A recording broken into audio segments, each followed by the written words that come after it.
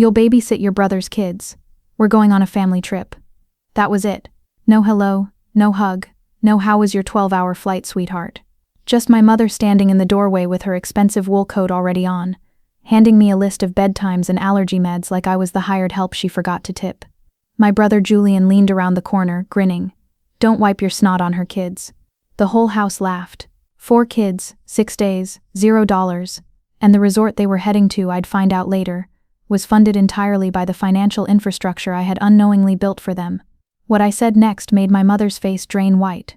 And by the end of that week, every automatic payment, every co-signed document, every favor I'd silently carried for 7 years would come crashing down on them like an avalanche they never saw building. Before I go on, please take a moment to like and subscribe, but only if you genuinely connect with this story. Drop your location and your local time in the comments. I love seeing where you all are. My name is Elena. I'm 29, and this is the story of how I stopped being my family's ATM and watched them realize they couldn't afford their own lives without me. Now let me take you back to 4 weeks before Christmas, the night my mother called me crying. It was midnight. I was sitting cross-legged on my bed in my tiny, overpriced San Francisco apartment. My phone buzzed once on the nightstand, then twice. The sharp white light of the screen sliced through the darkness of my tiny San Francisco apartment. I didn't look up right away. I kept his eyes locked on my laptop, my fingers flying across the keyboard as I tried to finish a complex code review that was already 4 days overdue. As a software engineer, my job was to find errors in systems and fix them. But the name flashing on my phone, Mom, was an error I never knew how to handle. I picked it up. The sobbing hit my ear before I could even say hello. Elena, honey, I need you to come home for the holidays. Her voice broke in the exact same spot it always did. It was a perfectly timed performance. This might be the last time I get all my kids under one roof. Your father would have wanted this. My chest tightened. My father had been gone for 9 years, but she still used his memory like a weapon whenever she needed something. I squeezed my eyes shut, mentally calculating the balance in my checking account. I had just sent her my usual sure $1,650 rent transfer 6 days ago. Between my own rent, my student loans, and keeping her afloat, my bank account was almost empty. Mom, flights are so expensive right now, I whispered, rubbing my tired eyes. She didn't miss a beat. I already told Aunt Martha you're coming. Don't make me look like a liar in front of the family, Elena. There it was, the trap. First the guilt, then the social pressure. I folded, just like I always did.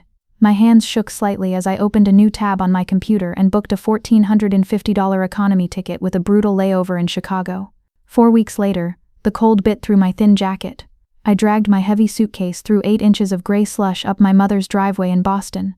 My back throbbed from the awful flight and my fingers were completely numb. Through the frosted glass of the front door I saw shadows moving fast. Too fast. I knocked. The door swung open. My mother stood there, but she wasn't wearing a warm sweater or holding a mug of tea. She was wearing a heavy winter coat, zipped all the way up to her chin, her car keys jingling in her hand.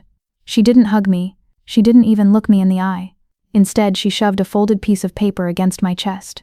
Here's the schedule, she said, her voice sharp and rushed. Chloe is allergic to peanuts. The baby's medicine is above the stove. We need to leave in 15 minutes to make our dinner reservation. I stood frozen on the welcome mat.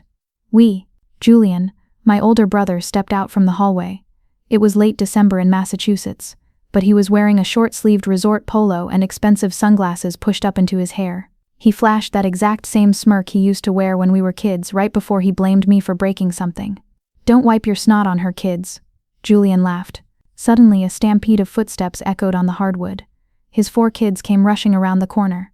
6-year-old Chloe grabbed my frozen leg. The middle 2 sprinted past me into the snowy yard. And the baby, not even 2 years old, was screaming at the top of her lungs in the arms of Julian's wife, Vanessa. Vanessa shoved past me without a glance. The formula's on the counter. She wakes up at 3 a.m. sharp. Before I could even unzip my coat, the front door slammed shut. The engine of Julian's massive SUV roared to life in the garage, and tires crunched out of the driveway. Silence crashed over the house. I stood completely alone in the center of the living room, my suitcase still at my feet, holding a piece of paper with 4 bedtimes scrawled on it. My heart pounded a slow, heavy rhythm against my ribs. Something was wrong. The air in the house felt too still, too prepared. I walked slowly into the kitchen, the baby's cries echoing from the other room. I set the schedule down on the granite counter. That's when I saw it. Tucked under a fruit bowl was a glossy, brightly colored brochure. Sapphire Palms Resort. My eyes darted to the booking confirmation printed at the bottom corner of the page. The date stamped in black ink was exactly 4 weeks ago. A full week before my mother ever called me crying in the middle of the night about getting all her kids under one roof. There was no family Christmas. There was no last-minute crisis. The tears on the phone were fake. The entire trip was planned in secret, and I was only brought here to be the unpaid babysitter. A cold, creeping dread started to pool in my stomach. If she lied about this, what else was she hiding? The baby woke up at 3 a.m. Sharp. Vanessa was right about that. Her thin, high-pitched scream cut through the silent house like an alarm. I pulled myself off the stiff guest bed and walked down the dark hallway. The floorboards creaked under my feet, cold through my socks. I lifted the baby from her portable crib. She was warm and shaking, heavy against my chest. I started walking in slow circles, patting her back, humming a quiet song my dad used to sing when I couldn't sleep. The house was perfectly still, heavy with shadows. The only sound was the baby's whimpering, and the low, steady hum of the kitchen refrigerator. I stopped in front of it, bouncing the baby gently on my hip. In the dim light from the stove clock, the refrigerator door looked like a messy scrapbook. It was covered in magnets, unpaid bills, and dozens of family photos. I leaned closer. There was Julian in his cap and gown at college graduation, Julian and Vanessa cutting their wedding cake, the whole family smiling on the beach last Labor Day. There was my mother, looking radiant. Even Aunt Martha was in the corner of a group shot, wearing a wide sun hat. I stood there for a long time, scanning the collage. As a software engineer, I am trained to look for patterns. I look for the missing piece of data that causes the whole system to break. I scanned the photos row by row, searching for myself. I wasn't in a single one. I was the daughter who paid the rent for the kitchen we were standing in, yet I didn't exist in their recorded history. The realization didn't make me cry. Instead, a hollow, freezing feeling spread through my chest. Suddenly, my phone vibrated in my back pocket. A short, sharp buzz. I shifted the sleeping baby to my other shoulder and pulled the phone out. The screen flared to life, casting a harsh white glow on the dark kitchen floor. It was an automated text from my bank. Alert, charge of $5,600 at Sapphire Palms Resort. My stomach dropped. The alert was tied to the emergency credit card. Years ago, when I got my first tech job, my mother called me crying about the cost of groceries. I opened a low-limit credit card, put her name on it, and handed her the plastic.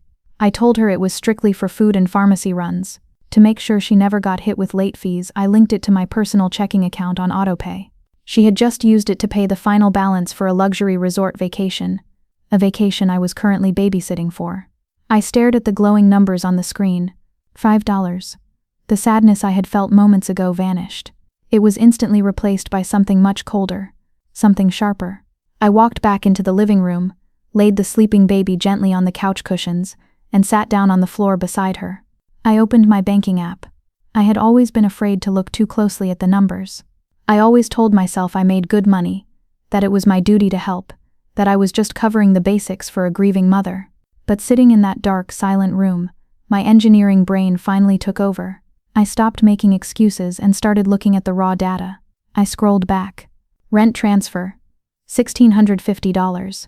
Julian's autopay car insurance, $250. Rent transfer, $1,650. I kept scrolling, month after month, year after year. The blue light of the phone screen reflected in my eyes. The pattern was flawless. It wasn't random help. It was a perfectly designed extraction system, and I was the engine powering it. I reached for my laptop on the coffee table. I flipped it open, the screen illuminating the dark room. I opened a blank spreadsheet. I started typing. Columns, rows, dates, and dollar amounts. I went back to the very beginning, to the year my father died. If I was going to understand how badly the system was broken, I needed to count every single drop of blood. Row 1. I typed the words into the first cell of the spreadsheet. The click of the keyboard sounded like a hammer in the dead quiet living room. Outside, the Boston wind howled against the frosted windows, rattling the old wooden frames. Inside, there was only the pale blue glow of my laptop screen and the soft, rhythmic breathing of the baby asleep on the couch beside me. To understand a system failure, you have to find the exact moment the code broke. For my family, that moment was 9 years ago. I typed the date, October, the month my father died. My dad, Robert Sterling, was a quiet man. He spent his weekends fixing broken lawnmowers in the garage, and always called me kiddo. He had a massive heart attack on a Thursday morning. By Friday he was just a memory. I closed my eyes and the glow of the screen faded into the gray pouring rain of his funeral. I was 22, freshly graduated with a computer science degree, terrified of the world. The rain hit the black umbrellas so hard you could barely hear the pastor speaking. Julian stood next to Vanessa, who was heavily pregnant with Chloe. Julian cried loudly. My mother sobbed, leaning heavily on Aunt Martha. I had cried too, but at the reception afterward, while people were eating cold sandwiches in the church basement, I noticed something. I watched my mother's face when she thought no one was looking. The tears stopped. Her eyes scanned the room, sharp and calculating, like a chess player studying the board. She walked over to me and pulled me into a dark, quiet hallway. She grabbed both of my hands. Her grip was surprisingly tight. "Elena," she whispered, her voice suddenly steady. "You're the strong one now. Look at Julian. He has a new baby coming. He has a family to worry about." She paused, searching my face to make sure the hook was set. "I only have you now." I was 22. I thought she meant she needed my love. I didn't know she was handing me a leash. 3 months later, I got my first tech job in San Francisco. Half my paycheck immediately vanished into Bay Area rent and taxes. During my first week of work, my phone rang. "I can't make rent this month, baby," my mother had said, her voice trembling just enough. "Just this once. I promise." I typed the number into the spreadsheet, then I typed it again for the next month. And the next. And the next. The columns filled up, a waterfall of numbers cascading down the screen. My chest grew tighter with every keystroke.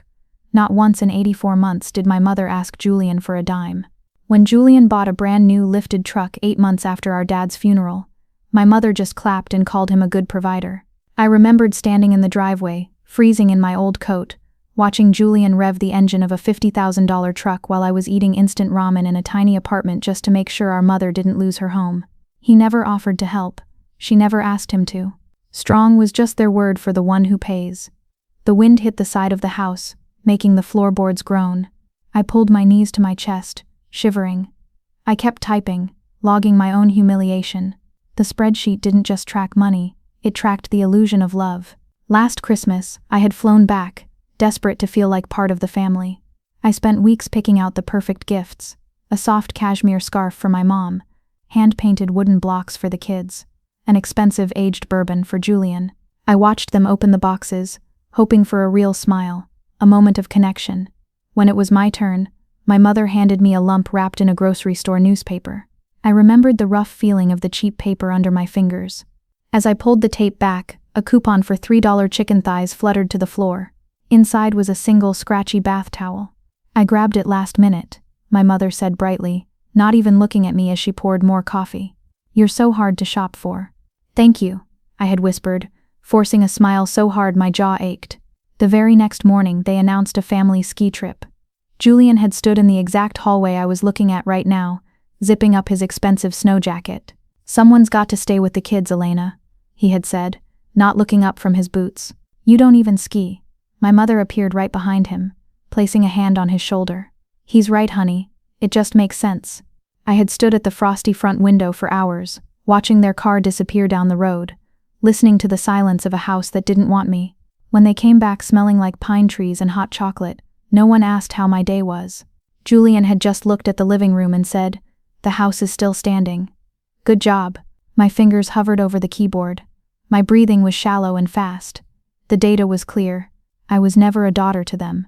I was a utility, like electricity, or running water. You don't thank the water for running, you just expect it to be there when you turn the handle. But as I scrolled down to the previous year, my eyes locked on a memory that made the blood freeze in my veins.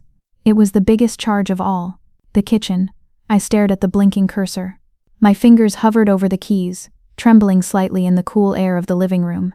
I looked up from the screen and let my eyes adjust to the dark. Right in front of me was the kitchen.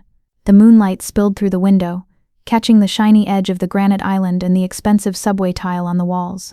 9 months ago, my mother had called me at midnight in a total panic. "Elena, the pipes burst," she had screamed into the phone. I remembered hearing a steady drip, drip, drip in the background. Now, looking at the perfect kitchen, I realized the dripping sound was probably just a faucet she had turned on for a sound effect. There's water everywhere. The insurance won't cover the depreciation. I don't know what to do. I had believed her. I was her daughter. Why wouldn't I? I had transferred $14,000 the very next morning. It was almost everything I had saved for my own emergencies. For 4 weeks, I ate nothing but plain rice and canned beans. I even had to sell some of my small stock investments, taking a painful tax penalty just so I could pay my own rent. I told myself it was worth it.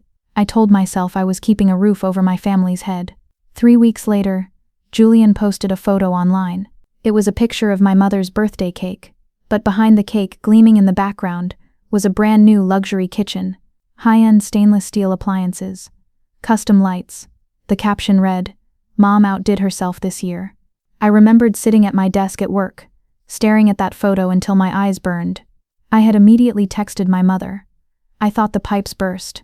Her reply had come back seconds later, fast and smooth, like a rehearsed line. They did, but since we were fixing things anyway, I upgraded a little. Family needs a nice kitchen, Elena. A little. During my last visit, I had opened a junk drawer looking for batteries, and found the actual plumbing invoice buried under old takeout menus. The plumber had charged $750 to fix the pipe. A handyman charged $400 to patch the wall. The remaining $12,850. That went directly into the luxury remodel. I was never asked. I was never invited to cook in it. I was just the wallet. I looked back down at my spreadsheet and typed the number. As a software engineer, when you find a massive flaw in the code, you start looking for hidden viruses. You start checking every file. I opened a secure folder on my phone. Inside was a screenshot Vanessa had accidentally sent me 4 months ago. Vanessa and I never texted. We existed in the same family like strangers on a subway car. But one day a picture popped up on my screen. It was a screenshot of a group chat. The name at the top was Sterling Squad. There were 4 members in the chat. My mother, Julian, Vanessa, and Aunt Martha. I wasn't in it. I zoomed in on the glowing text messages. My mother, Elena, is so dramatic. Sometimes I ask for one small favor and she acts like I'm ruining her life. Julian, she just likes feeling important. Let her pay. Vanessa, LOL. Aunt Martha, one small favor. My breathing grew shallow. A cold sweat broke out on the back of my neck. I was paying the cell phone bill they used to mock me. I put my phone down and looked at the bottom of the spreadsheet. The software had automatically calculated the total. The number sat there, bolded in bright red. Rent, $1,650, 84 months, $138,600. Care insurance for Julian, $250, 84 months, $21,000. Credit card statements, $24,084. No luxury kitchen, $14,000. Total, $188,100. I had drained my own future, missed out on years of compound interest, and lived like a broke college student so my brother could drive a luxury truck and my mother could play the rich matriarch. I grabbed my laptop and my phone, checked that the baby was still deeply asleep, and silently crept down the hall to the bathroom. I shut the heavy wooden door, locked it, and flipped on the exhaust fan to cover the sound of my voice. The bathroom tiles were freezing against my bare legs as I sat on the floor. I called Maya. She had been my best friend since college, and she was a ruthless accountant. She picked up on the second ring. Elena, it's past midnight. What's wrong? I need your eyes on something, I whispered, my voice shaking. I switched to FaceTime and flipped the camera so she could see the glowing spreadsheet. For 40 seconds, the only sound was the humming of the bathroom fan. Maya didn't say a word. I watched her eyes dart back and forth across the screen. She was a professional who caught financial mistakes that people prayed no one would ever notice. Finally, Maya looked right into the camera. Her face was pale. Elena, she said, her voice dropping to a harsh whisper. You bought them a house, a literal down payment on a mansion, and they didn't even give you a seat at the dinner table. I tried to laugh, but it sounded like a choke. She calls it helping out. Maya's eyes narrowed. The supportive friend vanished, replaced by the cold, calculating accountant. Helping out is bringing a bag of groceries, Elena. This is subsidizing an entire lifestyle. Do you even know exactly what is in your name? I think so, I stammered. Think so isn't good enough. Pull your credit report right now, Maya commanded. Are you a co-signer on anything? My stomach twisted. The house lease. Mom asked me to co-sign after Dad died. She said it was just a formality because she didn't have a recent income history. Maya let out a sharp, angry sigh. It is never a formality. If she misses one payment, your credit score tanks. Leases renew every year. When does hers expire? I balanced the phone against the sink and opened my email. My hands were shaking so badly I misspelled the landlord's name twice. Finally, I found an unread email from Mr. Henderson. It says the lease is up for renewal in 45 days. They need my electronic signature to lock in the next 12 months. Good, Maya said coldly. Do not sign it. Now pull your Equifax credit report. We need to see everything. I opened the web browser and logged into the credit bureau. The loading circle spun on the screen. Each second felt like an hour. My heart pounded in my ears, louder than the bathroom fan. The screen loaded. I scrolled past my student loans. I scrolled past the 2 credit cards I knew about. I scrolled past the joint checking account. And then, I stopped.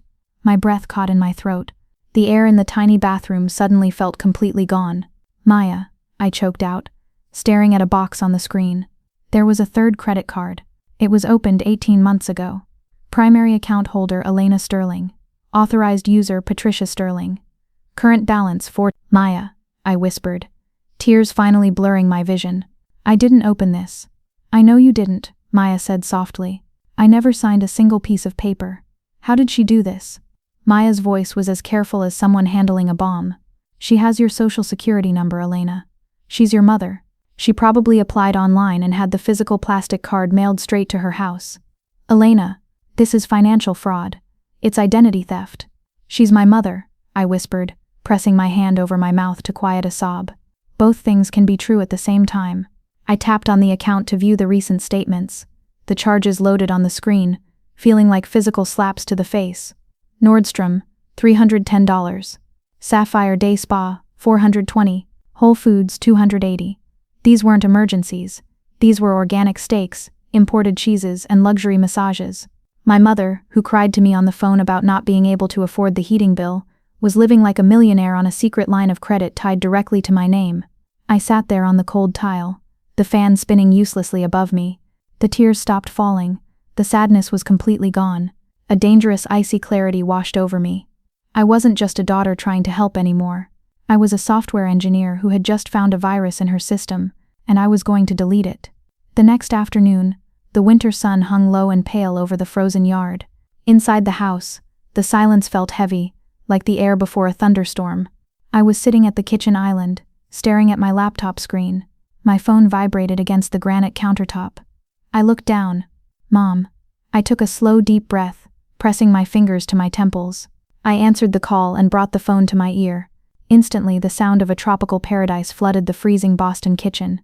I heard the rhythmic crashing of ocean waves, the cheerful clinking of glasses, and the bright, upbeat notes of steel drum music in the background. Elena, how are the kids? My mother asked. Her voice was light, relaxed, and completely untroubled. She didn't ask how I was doing. She didn't ask if I had slept. They're fine, I said. My voice sounded flat, robotic. Oh, good. Listen, honey. I heard the faint rustle of a beach towel. Julian forgot to pack the kids' rain boots. There's supposed to be rain tomorrow in Boston, and Chloe has a thing about wet socks. Can you run to the store and grab some? I looked out the window at the empty driveway. With what car, Mom? A short pause on the line. I could almost hear the gears turning in her head, recalculating her manipulation tactic. Oh, right. Well, just take an Uber. Actually, just use your card to buy them. I'll pay you back when we get home. She would not pay me back. In 7 years, 84 months, and nearly $200,000, she had never paid me back. Suddenly, Julian's voice floated through the phone, loud and casual. Tell her to get the good brand, not the cheap ones. My chest tightened. In the world of software engineering, we deal with inputs and outputs. For years, their input was guilt, and my output was cash. I was programmed to comply. I looked at the spreadsheet glowing on my laptop. The total was blinding. $207.9. I had updated it this morning with the latest interest fees from her secret credit card, plus the $5,600 resort charge she had just swiped on the emergency card. I closed my eyes. I saw the code of my family's dynamic running in real time. And finally I understood how to rewrite it. Sure, Mom, I said smoothly. I'll take care of it. You're an angel, Elena. See you tomorrow. The line went dead. I set the phone down. I didn't go to the store. Instead, I dialed Maya's number. Maya, I said, my voice dropping to a harsh, determined whisper. I want to shut it down. All of it. Right now. Maya's tone instantly shifted into full accountant mode. Sharp, clinical, and completely focused. Okay. Step 1. Do not tell them yet. If you tell them first, they will guilt you, cry, and try to stop the paperwork. You have to build the firewall first. Get it all in motion so by the time they find out, it's irreversible. Understood, I said. I spent the next 2 hours turning off the power to my mother's life. Each phone call felt like snipping a wire on a ticking bomb. My heart hammered against my ribs, loud and fast in the quiet house, but my hands didn't shake. First call, Mr. Henderson, the landlord. I received the renewal notice for the lease at 525 Oak Lane, I told him, keeping my voice steady. I am formally declining to renew as a co-signer. Please remove my name from all future documents. Mr. Henderson sounded surprised, his voice formal. I appreciate the written notice, Miss Sterling. Per the law, since you are denying renewal, your mother will have exactly 30 days before the current term expires. She must either re-qualify on her own income, find a new co-signer, or the lease defaults to a month-to-month arrangement at a 30% premium, pending a strict credit review. I understand, I said. The 30-day countdown clock had officially started. Second call. My bank. I canceled the automatic transfers for the rent and the credit card. The money pipeline was severed. Third call. The auto insurance company. I need to remove myself as the primary policyholder for the vehicle driven by Julian Sterling, I told the agent. Ma'am, if you remove yourself and cancel the auto draft, and he doesn't provide a new payment method immediately, the policy will lapse. We will send a cancellation warning to the email on file. The email on file is his, I confirmed. 3 weeks ago, I had texted Julian asking him to take over his own insurance. He had replied with a mocking meme of a crying baby. Cancel it. Fourth call. The credit card company regarding the fraudulent card. This was the hardest one. My throat felt incredibly dry as I spoke to the fraud department. I reported the unauthorized account. The agent locked it immediately. The plastic card in my mother's designer wallet was now dead. Finally, my fingers flew across my keyboard. I logged into my checking account and froze the emergency card. She had already paid for the resort hotel, but any extra room service, airport coffees or gift shop souvenirs were about to be aggressively declined. I hit print on the spreadsheet. The old printer in the corner of the living room whirred to life. It hummed and clicked, spitting out 15 pages of data. I took a bright yellow highlighter and marked every massive lie. The trap was set. That night, after the other kids were asleep, 6-year-old Chloe crawled onto the couch next to me. She was wearing astronaut pajamas and smelled like baby shampoo. She leaned her head against my arm. Auntie, why don't you ever come on trips with us? She asked, her voice small and innocent. I swallowed the lump in my throat. I have to work, sweetie. She looked up at me with wide, unblinking eyes. Daddy says you don't do anything important. The room tilted. My breath caught sharply in my chest. I build complex security systems that protect millions of dollars for a living. But to Julian, I was nothing. I was just an ATM that didn't matter. I hugged Chloe tight, kissed her forehead, and tucked her into bed. When I closed her bedroom door, I leaned against the hallway wall and slid down to the floor. For a terrifying second, I almost quit. The guilt my mother had planted inside me years ago flared up like a fever. I called Maya, crying a silent, ugly cry. What if I'm wrong, Maya? I gasped, digging my fingernails into my palms. What if this destroys the family? Maya's voice came through the phone like a steel rod, cold and unbreakable. Elena, you paid over $200,000 to people who mock you in secret group chats and steal your identity. This isn't love. It's an extraction system, and you are the engine they refuse to maintain. Turn it off. She was right. I wiped my face with the back of my hand. The tears stopped. The next morning, I stood by the frosted front window. I heard the crunch of tires on the icy gravel driveway. The massive SUV parked, and the front door burst open. They poured into the house like a parade nobody asked for. They were deeply tanned, their voices loud and booming. Luggage wheels clattered against the hardwood floor. My mother walked in wearing brand new oversized designer sunglasses. Julian swung a luxury resort gift bag in his hand. Nobody said thank you for watching the kids. Nobody asked how my week was. My mother walked past me, pulling off her gloves, scanning the kitchen. House looks clean, she muttered. Then she turned to me. She didn't look like a mother. She looked like a hotel manager giving an order to the staff. Oh, Elena. Before I forget, she sighed, sounding deeply annoyed. My card kept declining at the airport Starbucks this morning. The bank must have put a travel lock on it again. Call them and fix it right now, then run to town and pick up Julian's dry cleaning. He has a dinner thing tonight. I stood perfectly still. The 15-page highlighted spreadsheet sat in a manila folder on the coffee table behind me. I looked at her. I really looked at the woman who had used my father's ghost to steal my future. No, I said. The single word dropped into the middle of the room like a heavy stone. The loud, bustling energy of the house instantly vanished. Julian stopped mid-step, his resort bag freezing in the air. What did you just say? My mother asked, her eyes narrowing behind her designer sunglasses. I didn't blink. I said no. I'm not fixing the card, and I'm not getting the dry cleaning. But I do need to talk to everyone tonight, in the living room, after dinner. My mother's face flickered. A tiny micro-expression of panic flashed across her eyes, but she quickly buried it under a tight, annoyed smile. Someone's being dramatic again, she scoffed, waving a hand at me as she walked away. Fine, we'll talk. She had no idea that the system was already shut down. Dinner that night was agonizing. I sat at the end of the long wooden table, silently pushing cold peas around my plate. The dining room felt like a courtroom where the jury had already decided I was guilty. Julian and Vanessa talked exclusively about the resort. Julian held up his phone, showing off bright photos of massive crab legs and expensive cocktails. The buffet was unbelievable. Julian laughed, wiping his mouth with a napkin. Vanessa leaned over, flashing a picture of the white sand beach in my face. The kids would have loved it, she said, her voice dripping with fake sympathy. The kids who were sitting right next to me. The kids I had fed and bathed while she was getting a tan on my credit card. I stared at her. I watched a tiny forced smile stretch across her face. Her eyes were completely cold. I said nothing. I was in full diagnostic mode. I was watching my family operate like a piece of malicious software, executing the same exact code they always did. I was just waiting to hit the kill switch. While I was putting the kids to bed, I heard my mother whispering in the hallway. Her voice was frantic and low. Martha, can you come over? Yes, right now. Elena is acting strange. I think she's going to cause a scene. 25 minutes later, Aunt Martha arrived. She stomped the snow off her boots and marched into the living room wearing her heavy judge-like cardigan. She hugged my mother tight. Elena, Martha sighed, looking at me with deep disappointment. Your mother told me you're upset. Let's just sit down and talk it out like family. My mother sat on the couch and dabbed her dry eye with a tissue. See? Even Aunt Martha is worried about you, honey. It was a perfect setup. 4 against 1. Julian slouched in the armchair, his arms crossed over his chest, rolling his eyes.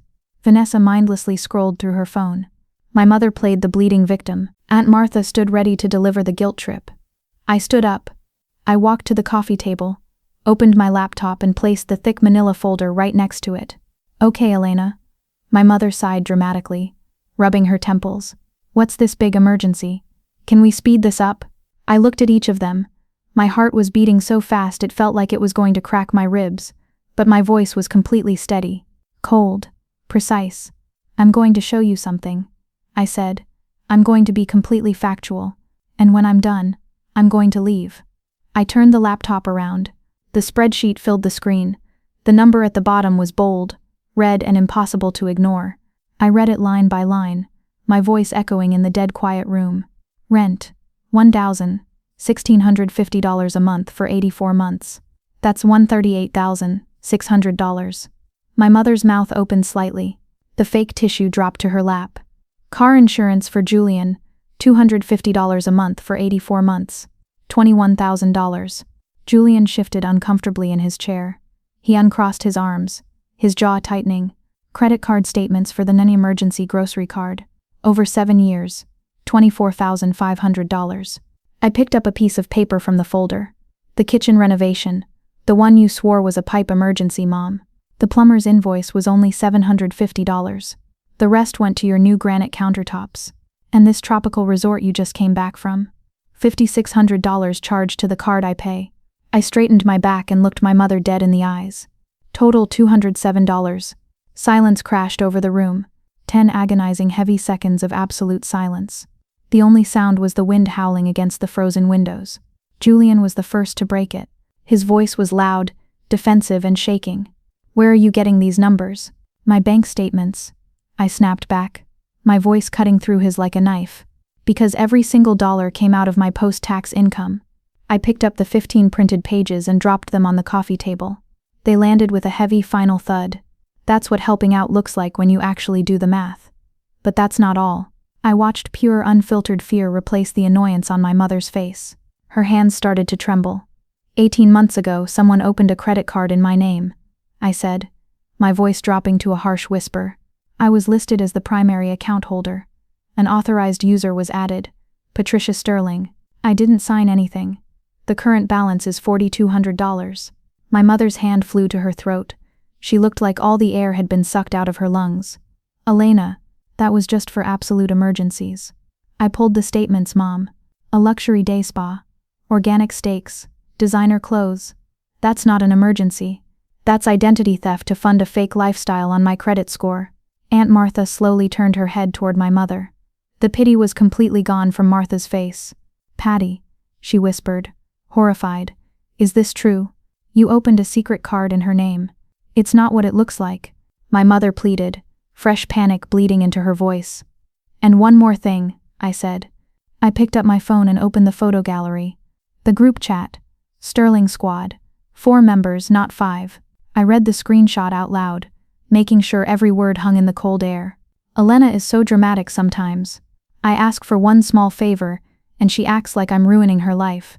That was you, Mom. She just likes feeling important. Let her pay. That was you, Julian.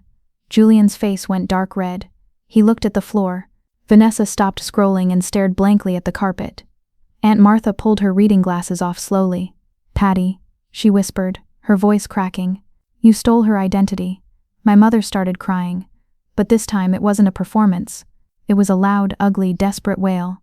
I can't believe my own daughter is doing this to me. After everything I sacrificed. Your father would be devastated. Julian stood up, pointing a trembling finger at me. You're seriously doing this right now? You want a medal for helping your own family? But Martha stepped forward. She looked down at the highlighted spreadsheet, tracing the columns with her finger. Patty, Martha said, her voice turning to solid iron. $200,000 is not helping out. And the credit card, that is a crime. I raised one hand. The room went silent again. I'm not asking for a single dollar back, I said. I'm not suing you. I'm just telling you what has already happened. As of yesterday, every automatic payment from my accounts to yours has been legally cancelled. Julian scoffed, trying to laugh, but it sounded hollow. You can't just do that. I already did. The emergency card is frozen dead. The secret card you opened in my name, Mom, is locked under a formal fraud dispute. My mother's face turned chalk white.